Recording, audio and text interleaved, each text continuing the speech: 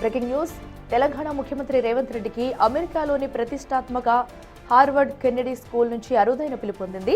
Harvard Kennedy school తొలిసారిగా నిర్వహిస్తున్న AI policy సింపోజియంలో ప్రసంగించవలసిందిగా నిర్వాహకులు ఆయనను ఆహ్వానించారు. ఈ ఏడాది మార్చి 27న హార్వర్డ్ క్యాంపస్లో ఈ కార్యక్రమం జరగనుంది.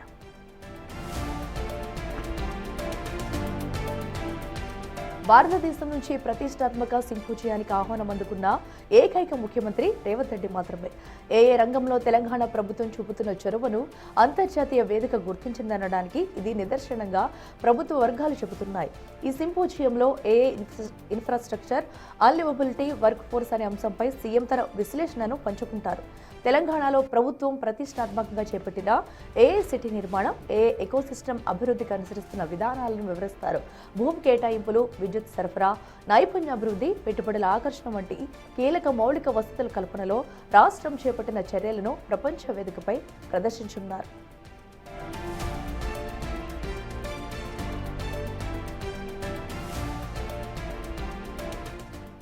రెడ్డికి మరింత సమాచారం మా ప్రతినిధి వాసు అందిస్తారు. వాసు, చెప్పండి.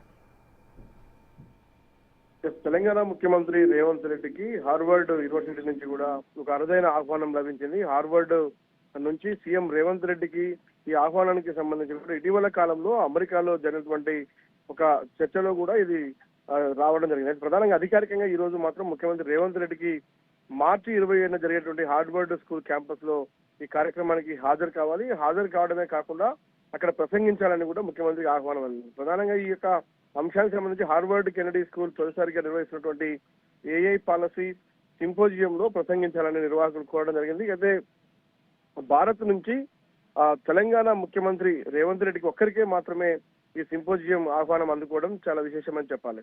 ఇక ఈ యొక్క ఏదైతే ఈ సింపోజియం సంబంధించి కూడా ఏఐ ఎకో సిస్టమ్ అభివృద్ధి, ఏఐ సిటీ అభివృద్ధి లక్ష్యంతో తెలంగాణ ప్రభుత్వం అనుసరిస్తున్నటువంటి విధానాలు, భూమి, విద్యుత్తు, నైపుణ్యాలు, నియంత్రణ, పెట్టుబడుల భాగస్వామ్యం వంటి అంశాలపైన ప్రసంగించాలని సీఎంను ప్రత్యేకంగా ఆహ్వానించినట్టుగా తెలుస్తోంది. అయితే ఇటీవల అమెరికా పర్యటనలో నిర్వాహకులు సీఎంను ప్రత్యేకంగా కలిసి ఈ సింపోజియంపై చర్చించారు. అయితే ప్రభుత్వం, పరిశ్రమలు, అకాడమీ రంగాల ప్రముఖులు అనే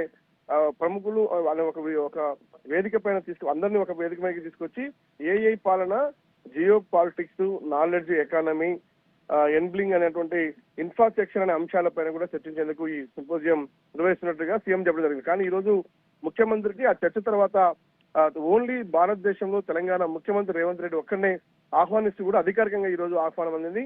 ఆయన మార్చి 27న జరిగేటువంటి ఈ యొక్క సింపోజియంలో కూడా ముఖ్యమంత్రి పాల్గొని ప్రధానంగా ఈ ఏఐ అంటే అంశాలకు సంబంధించినటువంటి తెలంగాణ అనుసరిస్తున్న విధానాలు కావచ్చు, ఇక తెలంగాణ సంబంధించినటువంటి అభివృద్ధి, పాలనాపరమైన అంశాలకు సంబంధించినటువంటి వాటిపైన కూడా ముఖ్యమంత్రి ఈ కార్యక్రమంలో పాల్గొని ప్రసంగించబోతా ఉన్నారు.